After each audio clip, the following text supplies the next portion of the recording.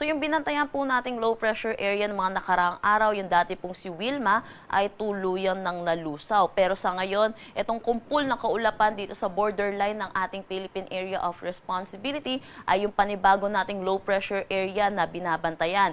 Ito ay huling namataan sa line 390 kilometers west ng Puerto Princesa, Palawan. Sa ngayon po, medium chance ito na maging isang ganap na bagyo, meaning mababa yung chance niya na maging ganap na bagyo within the next 24 hours, pero sa mga susunod na araw ay tumataas ang kanyang posibilidad. Pero sa nakikita po natin, kung magiging ganap na bagyo po ito, ay nasa labas na ng ating Philippine Area of Responsibility at palayo naman na din ng ating kalupaan.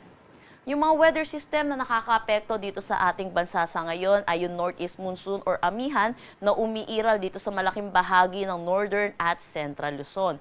Pangalawa natin ay yung easterlies or yung mainit at malinsangan na hangin na nanggagaling sa dagat Pasipiko na umiiral naman dito sa may Bicol region pati na rin dito sa may eastern Visayas. Dulot na itong northeast monsoon, which is malamig na hangin, at easterlies, mainit at malinsangan na hangin, yung difference po nila sa kanilang temperatura ay nagre-resulta sa tinatawag nating shear line na nakakaapekto naman dito sa eastern section ng northern at central Luzon.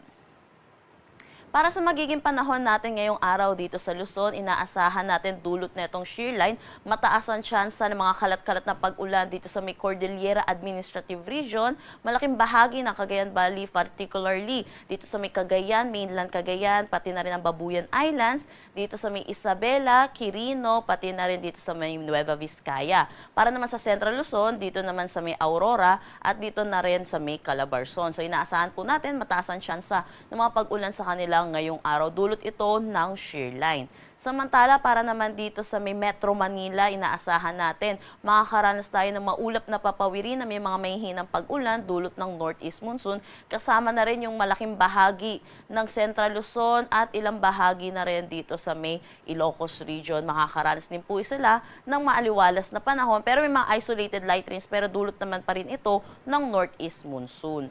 Samantala, para naman sa nalalabing bahagi ng mainland Luzon po natin, particularly dito sa may Calabarzon, except po sa may Quezon, pati na rin Bicol region at ilang bahagi ng Mimaropa, makakaranas naman sila ng maaliwalas na panahon. Pero asahan din po natin yung init at alinsangan, lalo na sa tanghali hanggang hapon na may mataas na tsansa ng mga localized thunderstorm pagdating sa hapon at sa gabi. Agwat ng temperatura para sa Metro Manila, 24 to 29 degrees Celsius. Para sa Lawag, 21 to 31 degrees Celsius. Baguio, 12 to 22 degrees Celsius. Tagaytay, 21 to 31 degrees Celsius. Tuguegarao, 22 to 26 degrees Celsius. At Legazpi, 24 to 31 degrees Celsius.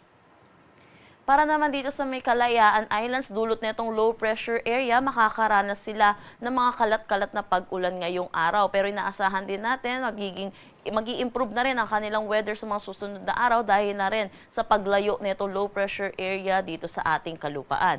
Para naman dito sa nalalabing bahagi ng Palawan, pati na rin buong Visayas at Mindanao, maaliwalas na panahon din ang kanilang aasahan, pero asahan din po natin yung mga localized thunderstorm pagdating sa hapon at sa gabi. Ugaliin po natin i-check ang mga social media pages ng Pag-asa hinggil sa nilalabas po nating thunderstorm advisory. Agwat ng temperatura para sa Kalayaan Islands, 24 to 29 degrees Celsius. Dito sa Puerto Princesa, 25 to 32 degrees Celsius. For Iloilo, 25 to 28 degrees Celsius. Tacloban, 25 to 31 degrees Celsius. Cebu, 25 to 30 degrees Celsius. For Zamboanga, 24 to 33 degrees Celsius. Cagayan de Oro, 24 to 30 degrees Celsius. At Davao, 25 to 32 degrees Celsius. Nilabas tayong weather advisory kaninang 5 a.m. Dulot po nitong pag-ulan na dala ng shear line. Inaasahan po natin 50 to 100 millimeters of rain dito sa may Cagayan, Isabela, pati na rin dito sa may Aurora. Pinapaalalahanan po natin yung mga kababayan po natin dito sa mga nabanggit po nating lugar dahil sunod-sunod na araw na rin po sila nakakaranas ng mga pag-ulan, so saturated na rin ang kanilang kalupaan. So inaasahan natin mataas ang chance ng mga posibilidad ng mga pagguho ng lupa, pati na rin ng mga pagbaha. Bukas din, inaasahan din natin, mataas din ang tsansa na 50 to 100 millimeters of rain dito pa rin naman sa may Cagayan, Isabela at Aurora. wala na tayong nakataas na anumang gale warning sa anumang seaboards ng ating bansa, pero iba yung pag-iingat pa rin po dahil mayroon pa rin tayong bugso ng northeast monsoon, lalo na dito sa may northern Luzon para sa mga kababayan po natin mangingisda at may mga sasakyan maliit pandagat. Ang sunrise mamaya ay 6:10 a.m. at ang sunset mamaya ay 5:27 p.m. Para sa karagdagang impormasyon, bisitahin ang aming mga social media pages at ang aming website pag-asa.dost.gov.ph. At yan po muna ang latest dito sa Pag-asa Weather Forecasting Center. Chanel Dominguez po at magandang umaga.